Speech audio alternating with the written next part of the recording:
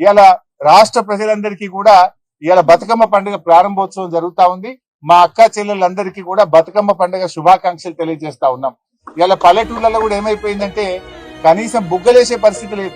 General గా తల్లిగారింటికి పోతుంటారా మా అక్క చెల్లెళ్ళు. ఇలా గ్రామాల్లో కేసీఆర్ గారు ఉన్నప్పుడు మిషన్ కాకతీయలో చెరువులు బాగు చేసి బతుకమ్మ మెట్లు కట్టించాడు, బతుకమ్మ ఘాట్లు కట్టించాడు. పండుగను అద్భుతంగా జరుపుకోవడానికి ఫ్లడ్ లైట్లు వేసేవాళ్ళు, రోడ్లు వేసేవాళ్ళు, మొత్తం గడ్డి చెక్కించి అద్భుతమైనటువంటి సౌకర్యాలు ఉండేవి. కానీ ఇలా రేవంత్ రెడ్డి పాలనలో గ్రామాల్లో ఒక్క రూపాయి లేదు. పంచాయతీ సెక్రటరీలు అప్పుల పాలైపోయింది. సర్పంచులు లేరు, ఎంపీటీసీలు లేరు. ఎలక్షన్లు పెట్టే ధైర్యం రేవంత్ రెడ్డికి లేదు. గ్రామ పంచాయతీల్లో నయా పైసా లేదు. కనీసం పండగ పూట కూడా కాలిపోయిన బుగ్గలేసే పరిస్థితి లేదు. పండగ పూట గ్రామాల్లో చెత్త ఎత్తే పరిస్థితిలో ట్రాక్టర్ల డీజిల్ దిక్కులేని పరిస్థితి. బతుకమ్మకి ఏర్పాట్లు చేయడానికి గడ్డి మందు కొట్టడానికి కూడా గ్రామాల్లో పైసలు లేవు. ఇది రేవంత్ పాలన. మాటలకు ఎక్కువ, చేతలకు తక్కువ. కనీసం పండగనన్నా పట్టించుకో.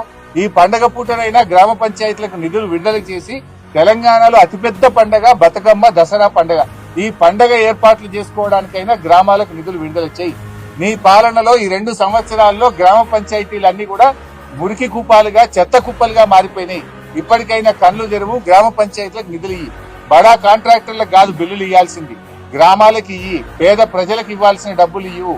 గ్రామాల్లో వరదల్లో మునిగిపోయిన పంట పొలాలకు సహాయం చెయ్యి.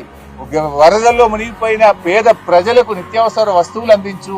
వారికి ఆర్థిక సాయం అందించాలని చెప్పి మేము డిమాండ్ చేస్తాం.